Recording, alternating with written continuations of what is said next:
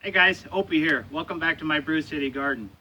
So over Memorial Day, I got all my transplants put into the bales, and by Lord's blessing, the last couple of days it's been cooler and it's been kind of overcast, which is really important because I didn't have a lot of time to harden off my plants this year because the weather just didn't want to cooperate. So that I think that really helped the plants out quite a bit, not having that direct sun and that scorching heat beating down on it.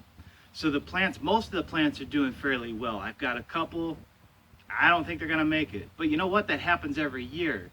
It's just a part of the gardening process. You're gonna lose plants, okay? It's not nothing to cry about.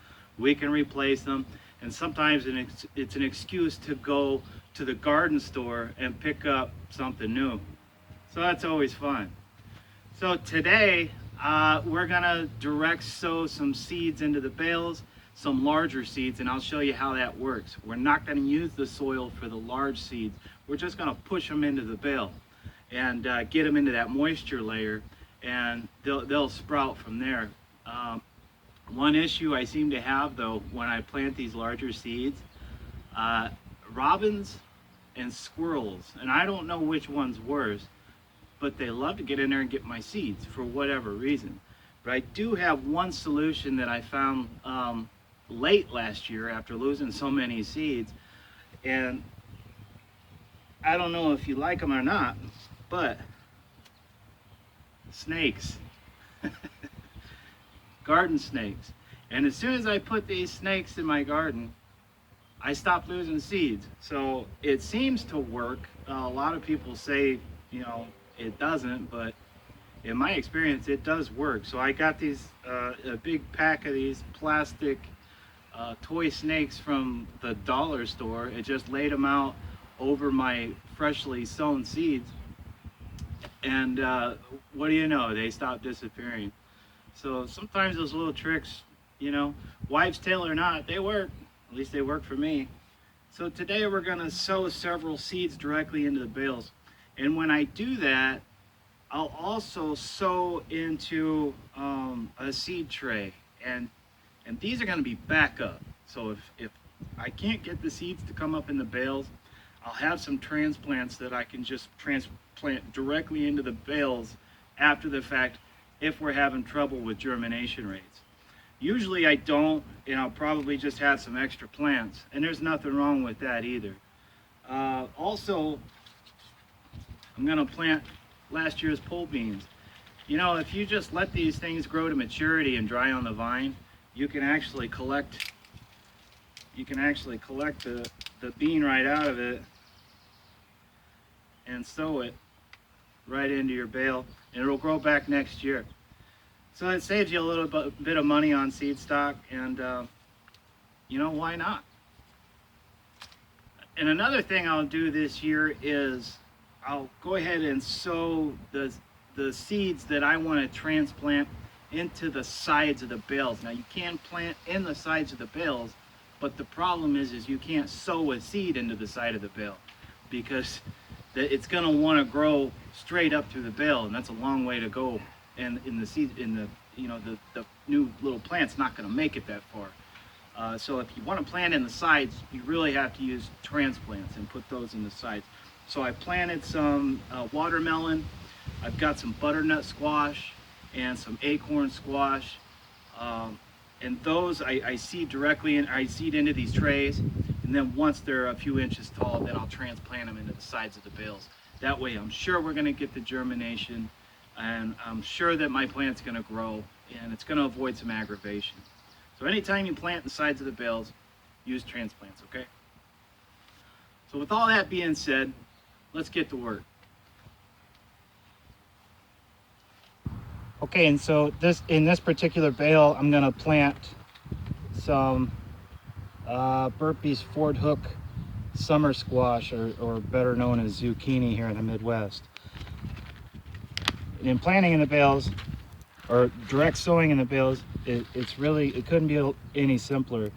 So what I'm gonna do is I'm gonna take my seed and just kind of place it on the tip of my finger here, and I'm just gonna push it all the way down to about, all the way down to about my knuckle here. And that way I can feel that moisture level right here. And that seed's gonna be sitting in that moisture level, and that's gonna be perfect conditions for that seed to germinate. And it's really not too far for it to come up out of the bales. And these seeds, they're a lot more powerful than you might imagine, and they won't have any problems working their way up through the bales. You know, this straw, I know it kind of seems like, wow, that's pretty tough, but you know, the power of nature is really something to behold, and these seeds will come up really with no issue at all. When I do direct sow squash, I'm going to sow 3 seeds just a few inches apart from each other, all at the same level. And when these come up, with any luck, I'll have at least 2 of these come up, 1 or 2 of them. If there's more than 1, you need to thin these out.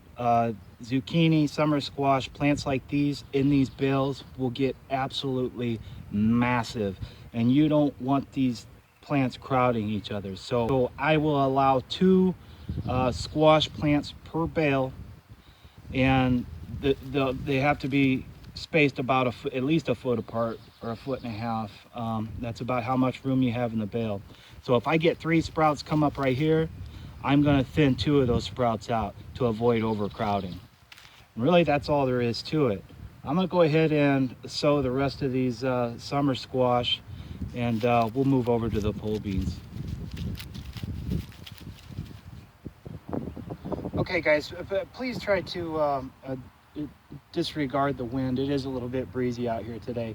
When I become a big YouTube star, I'll get some nice new equipment, and we won't have that problem anymore. As I had mentioned before, I am using the previous year's bales as an experiment. I used these 3 bales here last year. I used these bales, and they sat here over winter, and I wanted to see, can we grow in these again this year? And I think we can. I really don't think we're going to have any problems. The first thing I want to do is just come down and recompress these bales a little bit. After breaking down, they are loose. I just want to firm them up.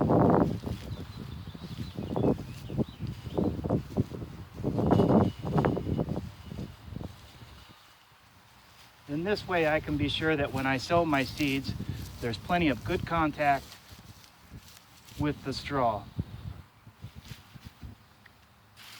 So we're going to use the pole beans that I let mature on the plant in these very same bales last year.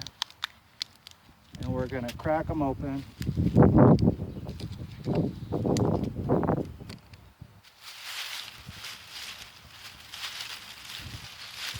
And I've got loads of these, just loads of them, more than I can use for sure.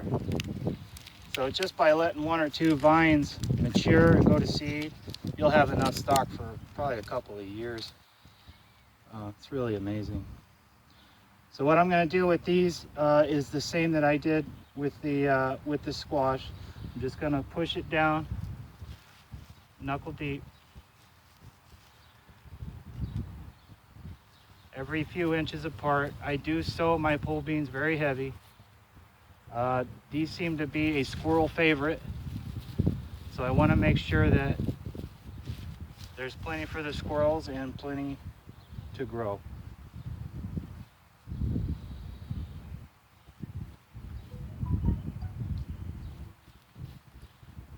These bales, they feel different. They're loose.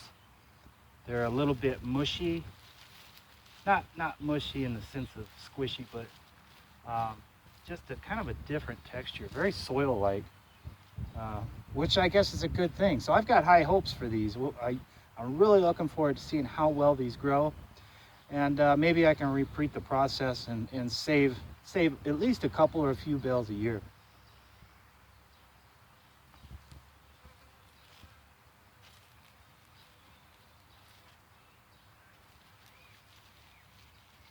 Once I get all these sown, I'll come back and I'll water these in just to make sure they're nice and wet.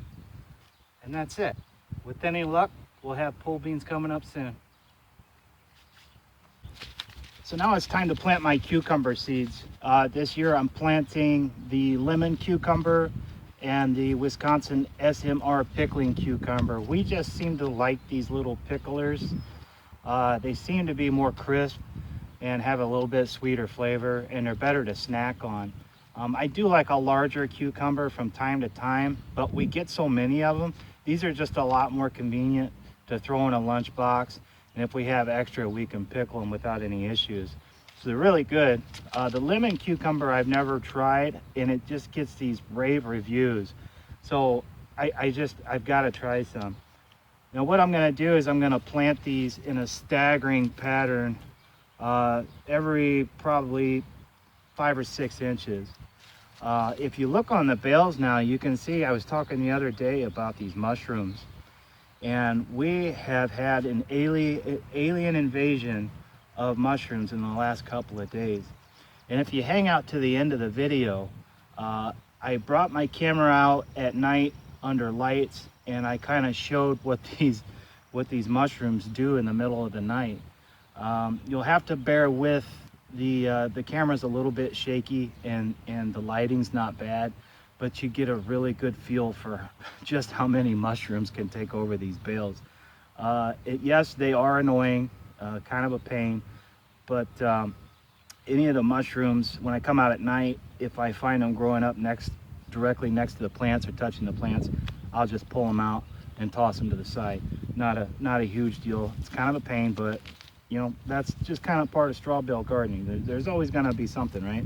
And you're not always going to get mushrooms, at least not as bad as I'm getting them this year. And I had them pretty bad last year as well. But you know, it's just part of the deal. Not anything crazy. Now, when you sow your seeds directly into the bales, these mushrooms will have almost no effect at all, unless it happens to just drag one of the seeds up with it, which I have never experienced.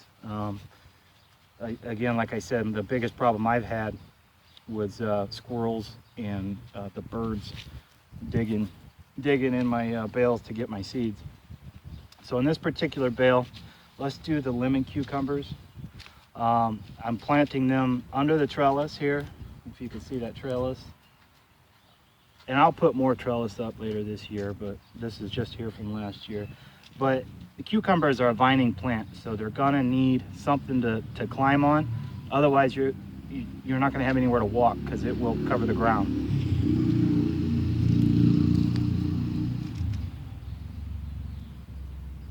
Okay, so let's open this pack up. And again, these are MI Gardener seeds. I mentioned it the other day. It's just a really good company.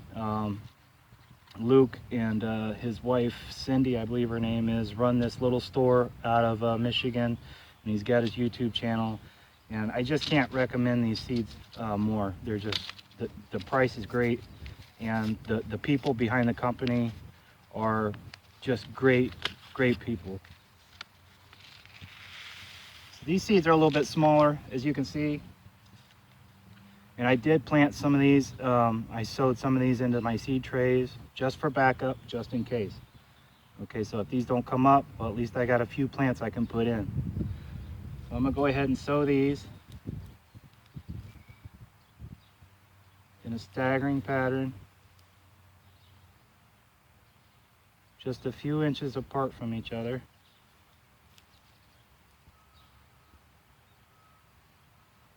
All the way down the bale.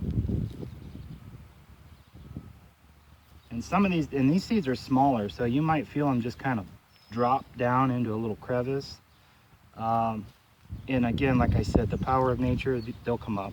The majority of these will sprout if the birds don't get them, which I'm planting them probably deep enough where I don't think the birds can actually get at them. Maybe the squirrels would dig them up. I was out here last night pulling mushrooms, and I found a walnut, a fresh buried walnut in my bale. So these squirrels are out here, and yeah, they can be a pain. They're kind of fun to watch though. They're just neat, you know. it's neat to sit in the big picture window in the back of the house and just look out in the garden and see all the life going on, and it's just really fun. All right, let me get the rest of my the hair. No, let me get the rest of my cucumbers planted, and we'll move on. So I was really wanting to sow Swiss chard on the tops of the bales today, these two bales right here. But if you look, I've got a whole bunch of mushrooms that are fixing to sprout from this bale. What I'm gonna do is go ahead and wait a day or so, let these mushrooms do their thing, and get out of the way so I don't have to worry about them pushing my seeds around. And then I'll go ahead and plant my chard. It's not a big deal. Chard is a very forgiving plant. You can plant it late, you can plant it early. It's frost tolerant, it's heat tolerant. It's really a great alternative to spinach.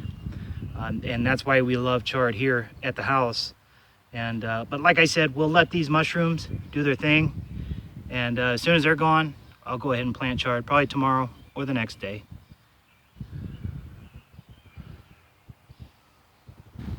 Oh, and before I forget, gotta get my snakes in the garden. Otherwise, these seeds probably won't last very long. Maybe. All right, scary enough. Actually, I've had these plastic snakes scare the shit out of me because I forgot I put them where I did and dug one up. So it happens. Okay, guys. So thanks for joining me here again today at the Brew City Garden on this beautiful but breezy day. So today we got our squash planted. I got my cucumbers sown in the bales, and also pole beans. And you see how that works. Obviously, I do. If growing mushrooms was the goal, you know, I could get a blue ribbon at the state fair this year. But that's okay. That's just kind of a part of straw bale gardening. So I'll let those things come up, do their thing over the next day or two, and I'll take a look at it, and then I'll go ahead and plant that chard. And hopefully I'll bring you with me and show you how I do it. But it's going to be the same as the carrots. We just spread a little bit of soil down, lay the seeds, and cover the seeds up and make sure it stays moist. But otherwise, that's all I've got here today at the Brew City Garden. Time to get cleaned up and go to the day job. Yay. So with that, I'm gonna get out of here. All right, guys, we'll see you.